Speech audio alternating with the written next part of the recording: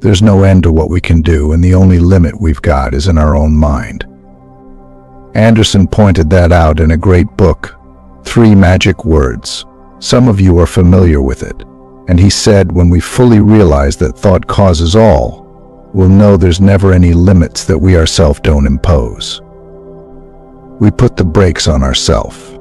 We build the limits ourselves, and we don't have to do it. We don't have to. We can change it. Now take a look what a paradigm is. It's a mental program that has almost exclusive control over our habitual behavior. Now think about that. It's a program, a mental program. It's in our subconscious mind. Just like you have programs in your computer, well, you've got one in your biocomputer. It's called a paradigm. It's in your subconscious mind, and it has almost exclusive control over your habitual behavior, and almost all of your behavior is habitual. Now, you don't have to be the most aware individual in the world to realize this is so. You just have to get a little bit honest with yourself and pay attention to your own behavior. Take a look at your own results, and you'll see there's habit patterns. Now, I don't know what time you get up, but you probably get up about the same time every day, and then when you get up, there's a routine that you move into, and you just keep doing it, and you do this over and over and over and again, and there seems to be no end to this. Now, the bizarre part about this, hardly anybody pays attention to that. They don't even know this is happening. They don't know it. When you become aware of it, it's almost shocking when we look at it. Like I can remember very clearly the day, it was 59 years ago, that a man gave me this book, and he looked at me and he said, "You can have anything you want." Now, there's probably somebody here in the room that was much like I was. I was broke, I mean really broke, but I had always been that way, so it wasn't too different. I never had any money. I hadn't gone to school, and I believed that you couldn't get a good job if you didn't go to school, so I never even tried to get a good job. I always had a bad job, dumb jobs, and he said, "You can have anything you want." I couldn't believe that. But this guy spoke with such conviction that it registered in my mind that he believed it. That he said, "If you do exactly what I tell you," and I don't know why. I was 26. I had never done what I was told. I'd spent a number of years in the Canadian Navy. I got into a lot of trouble because I wouldn't do what I was told. I lost all kinds of jobs because I wouldn't do what I was told. He said, "If you'll do exactly what I tell you." Now, for some strange reason I decided I would. And my income went from $4,000 a year to $14,500 a month in less than a year. The change was so shocking. Yet for the longest time I didn't think it would last. I didn't know what I thought would happen, but it not only lasted, it got better. Now I know that if I can do that, you can do that. If I could change that much, anybody can. This is not rocket science. It's so simple you could reject it. It's so simple you could not pay attention to it. But I guarantee you it could literally change your life. Corey come up and gave me a sheet of all the countries he had been talking about. He's over 80 countries. South Korea, Japan, Switzerland, Slovenia, the top, Nigeria, Thailand, Vietnam, all over the world. And it started out, it was just me. But I had that book, and I had a damn good mentor, a real good coach. And I got smart enough to do what he said. I quit asking the guys that I hung out with what they thought I should do. They didn't know any more than me. And I'd been doing that for a long time. I wasn't getting good advice, and they weren't getting it if they asked me. Everything changed, and it changed so dramatically that I'm still sort of fascinated with what happened and what's happening. And it keeps happening. It doesn't stop, and it will for you. Now take a look at what Steve Jobs says here. He said, "For 33 years I have looked in the mirror every morning, and asked myself if today were the last day of my life, would I want to do what I'm about to do today? Whenever the answer's been no, for too many days in a row, I know I need to change something. Well, ask yourself, do you want to keep doing what you were doing? You see, I think many times we say, no, I don't want to keep doing it. And we go to sleep thinking, I'm going to change tomorrow. But we don't do it. And we don't do it, in most cases, because we don't understand why we're doing what we're doing. We really don't have a real solid understanding of the paradigm. And if we don't have an understanding of the paradigm, we're going to have difficulty changing it. What we want to do here this weekend is help you really understand this. Now, someone once said, when you read a good book through the second time, you don't see something in it you didn't see before. You see something in yourself that wasn't there before. So you may have been through one of these seminars. You may have been studying this material, you'd think, but I know that.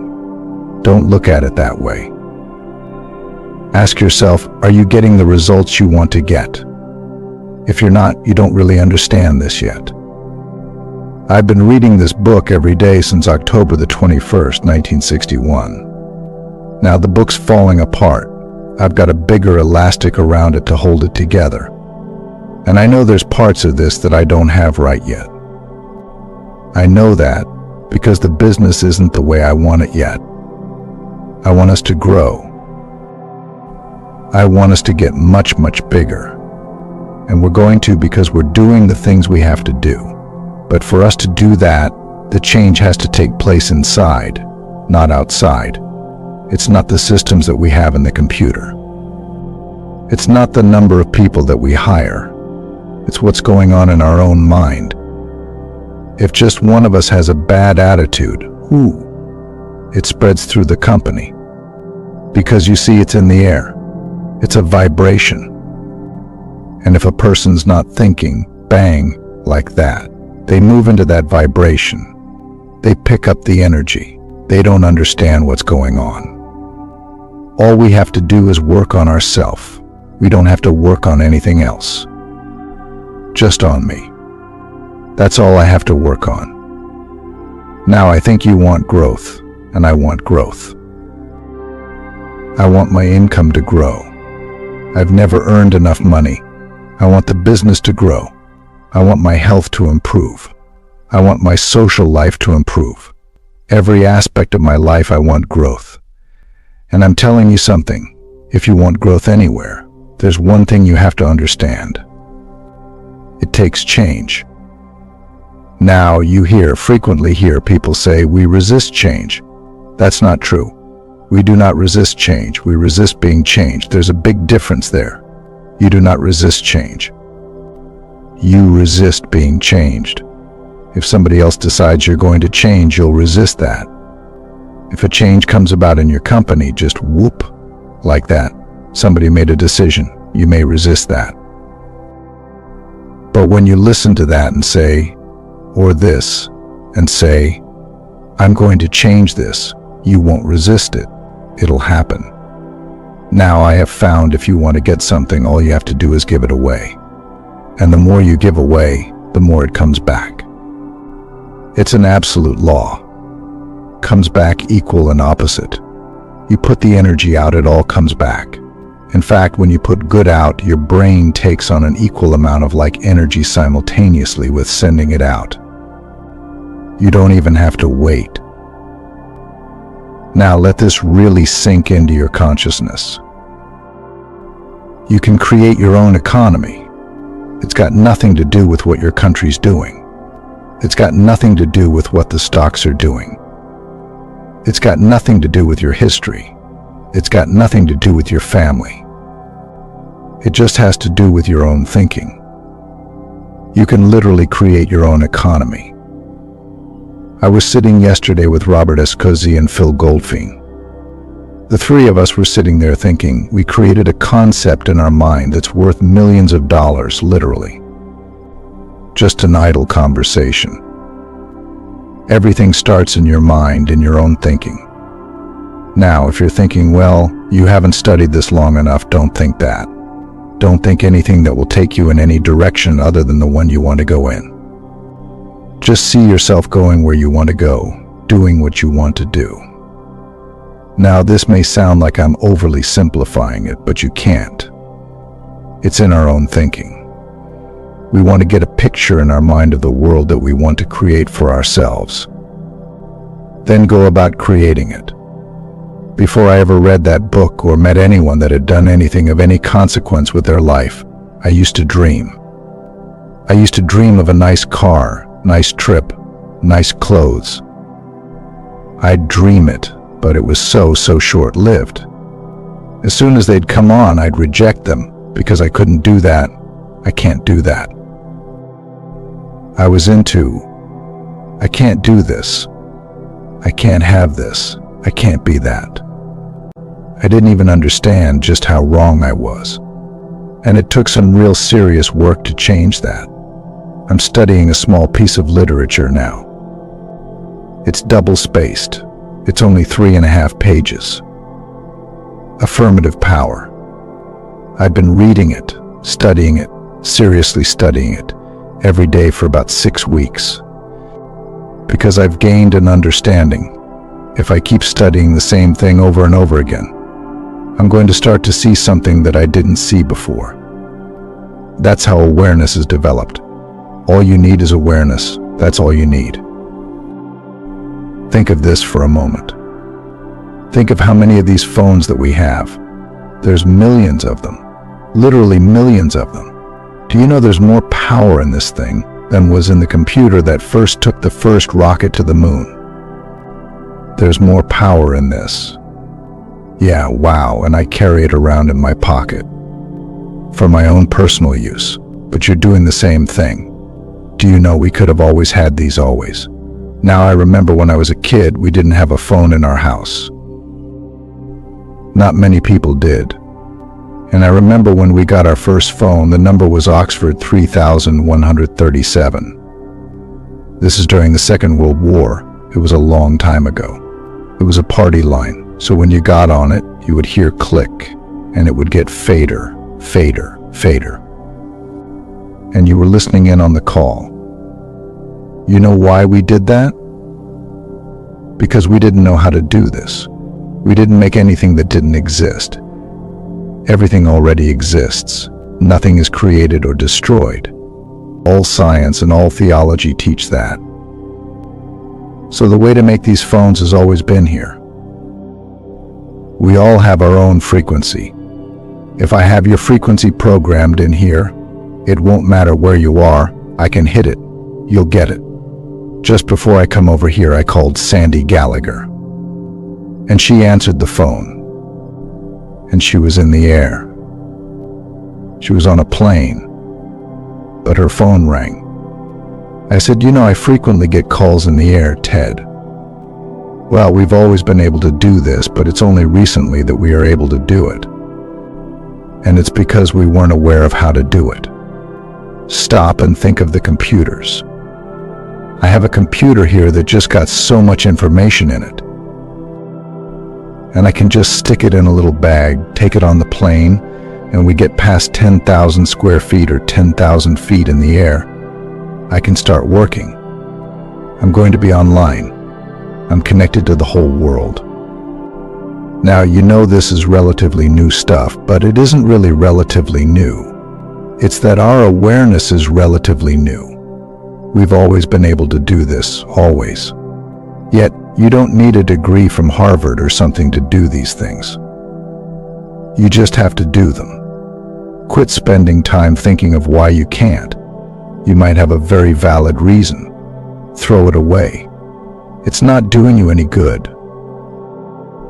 See, for years I never went to school. I went to high school for 2 months. That's all the formal education I've done. But I teach this now to psychiatrists, psychologists, all kinds of MBAs. That just meant that they stayed for a certain period of time and passed certain exams. It doesn't mean that they really developed a greater awareness. Awareness is the whole deal. Our objective here in this life is to become aware of our oneness with this power, with spirit. We've got awesome power locked up within us. Yet this paradigm is holding us back. We didn't even build it. We're letting somebody else's thoughts that were passed along in the genes genetically, and then environmentally when we were children, we're letting those ideas control our life, control our health, our wealth, everything. I think it's time we quit doing that.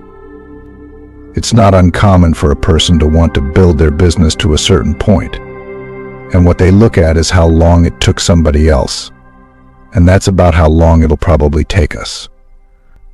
No, forget about what somebody else did.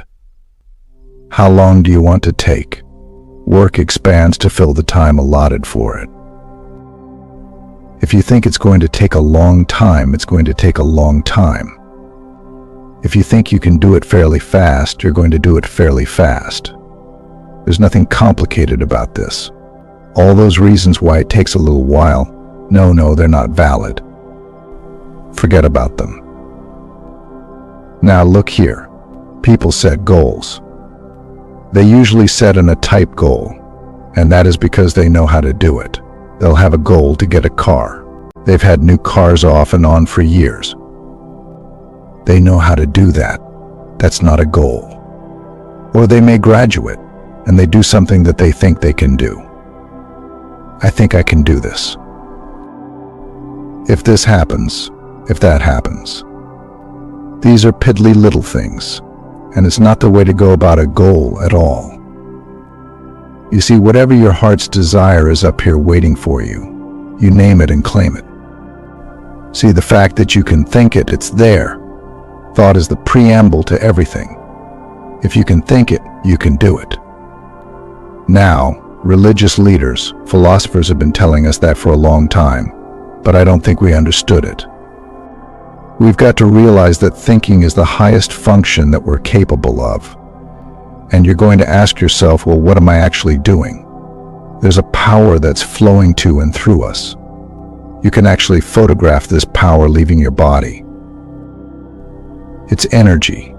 It's pure and adulterated spirit. And it has no direction.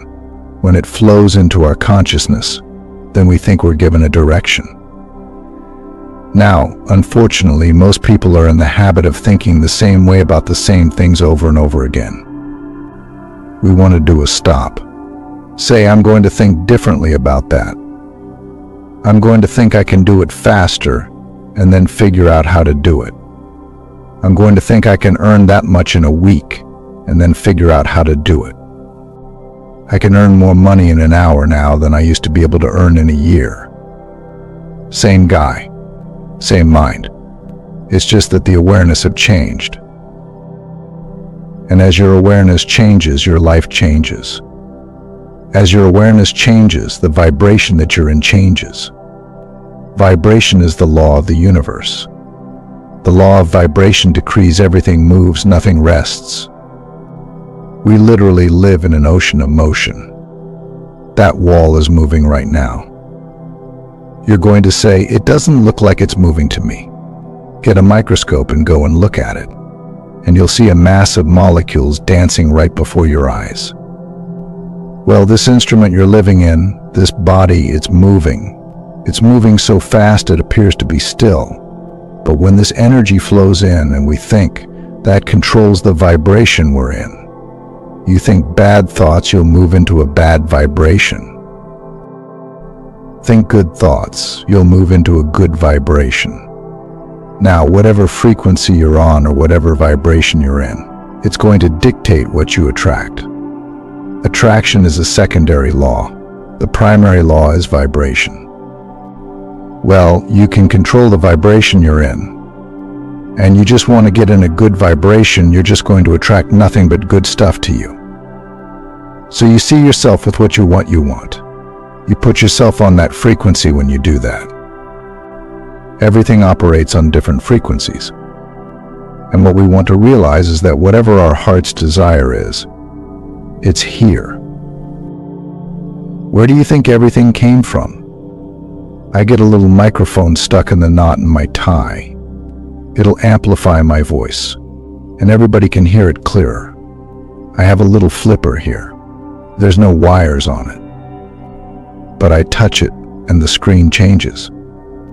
You see? It's like magic. When I started these seminars, I had a big chalkboard in the front of the room, and I had to have all kinds of chalk and all kinds of wet cloths and dry cloths. And I'd put an idea on the chalkboard, and then I'd have to wash it and dry it, and then do another one. I'd just touch a button. Like that. Why? Someone figured out how to do this. And that's what you want to do, and that's what I want to do. We want to stretch. We want to stretch. Let's make up our mind that we're going to stretch. Now I'm going to ask you to do something. Odds are you don't know everybody at your table. Do you know everybody at your table here? How are you doing? Do you do? Good man. He was the only one that does. Okay? Listen. I want you to talk to the people at your table about what you'd like to change. What you'd like to get out of this. Don't spend a long time, because I want each one of you to share an idea. What you would like to get out of this program, and we're going to be here until Sunday. Self-confidence is the first requisite to great understanding, or undertakings. There's a marvelous essay that Ralph Waldo Emerson wrote on self-reliance, his essay on self-reliance. It's absolutely incredible. In that essay, he said, we'll all hit a point in our unfoldment when we'll realize that envy is ignorance and imitation is suicide. Now think of that. There will come a time in everybody's unfoldment when they'll realize that envy is ignorance and imitation is suicide. To envy someone else is to say, I believe you got something going for you that I haven't got going for me, and I'm going to envy you if they've done it. That's positive proof you can do it. If one person in town can get wealthy, everybody in town can get wealthy. Waldo Steve Wattles wrote that in The Science of Getting Rich. The Science of Getting Rich was the foundation of the movie The Secret. We're going to be teaching The Science of Getting Rich in Dallas in March, I believe it is. It's a phenomenal program. There'll come a time in everybody's unfoldment when they'll realize envy is ignorance and imitation is suicide. You can't be like anybody else. Nobody can be like you. You are unique. There's nothing in the whole universe that's like you. You are a unique part of the whole scheme of things. There's a beautiful poem that I put in 2 different places in the Born Rich book that said, the one and only you. I want you to listen to that. But don't just hear my voice. I'm going to talk about you. I want you to think about you. It says, every single blade of grass and every flake of snow is just a wee bit different. There's no two alike, from something small like grains of sand to each gigantic star. Each one was made with this in mind, to be just what they are. How foolish can they imitate, and how useless to pretend when each one of us comes from a mind whose ideas never end. There'll only be just one of me to show what I can do, and likewise you should be really proud that there's only one of you. You see, I think one of the big problems we have when we're little kids, we say, Mommy, Daddy, whatever I want, and they may be busy, they probably are, and we're interrupting them, and they'll say, well, how the hell are you going to do that? Where do you think the money is going to come from? We're just little kids. We don't know how to solve that kind of stuff. How are you going to do that? The kid doesn't know, and because they get those answers all the time, pretty soon they get the idea they can't do it. It would be nice, but they can't do it. Wouldn't it be different if we just took a moment and say, well, of course you can have it. You can have it if you want it. Let's sit down and think about it. We've got an imagination. It's a higher faculty. None of the other animal lives have it. We're the only creature on the planet that has the imagination. We've got some other tools too that nobody else has, just us. Why don't you just start seeing yourself with it? You see, some parents would think, well, God, you start teaching a kid to do that, you're really going to have a problem with them. No, you're not. There's some kids raised that way. They want to create great things because at a very early age they learn they can do anything. I had an associate over in Kuala Lumpur that I worked with for quite a while. He had a little boy, 4 years old. The kid could speak 4 languages. They thought nothing of it. Glenn Doman, who's gone now, I believe, but he wrote a marvelous book, How to Multiply Your Child's Intelligence. He was teaching kids to read before they could talk. And when they could talk, you give them a book and a CAT scan and they'd read it to you. We have no idea what we're dealing with when we're dealing with our mind and our potential. We've got to get rid of this idea we can't do anything. You can do anything you want, anything you can think of. And we're going to find that our confidence comes with knowledge. The more we learn, the more confident we become. Like you'll hear people say they don't have any confidence. That's not true. They do have confidence, maybe not in a particular area. They're confident they can drive their car.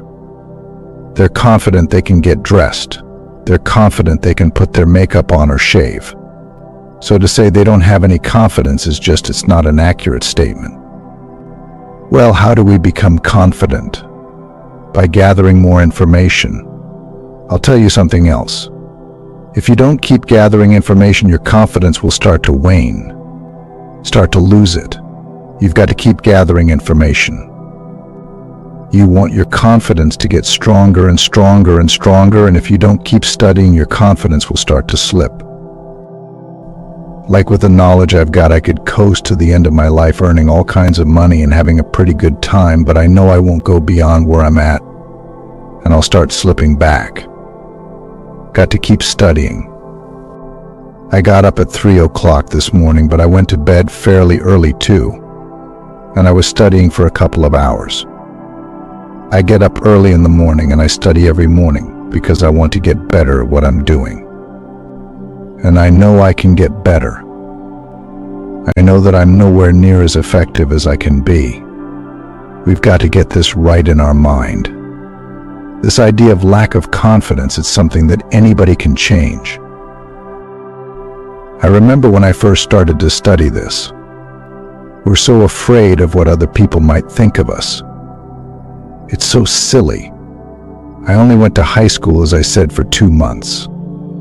I had a vocabulary that you could stick in a thimble. I mean, it was just, there was not much to it. And if you were talking, you said something and you used a word I didn't understand. I would never say I don't understand what you're saying. But I didn't understand. So I mean, I was lost in the conversation really fast. But I was afraid to say I don't understand that word. And I started to study Earl's material, and Earl talked about how important vocabulary is. In fact, he made a recording on it. And I started to study words. Now, if you use a word that I don't understand what that word means. I'll ask you right there. Because I know if I don't get that cleared up, everything you say from there on, odds are pretty good I'm not going to understand it. You get lost in the conversation. Why wouldn't I tell you I didn't understand? Because I was afraid of what you thought of me. You got to quit worrying about what other people think about you. If you knew how little they did think about you, you wouldn't be so concerned what they are thinking. Terry Whitaker wrote a book. The title of it, What You Think of Me Is None of My Business. And it isn't. What other people think of you is none of your business. Quit worrying about what they think. I hope you like me, but if you don't, you got a problem. Because I like me. I don't give a damn whether you like me or not. I really don't. I hope you do, and you should. I'm a nice guy.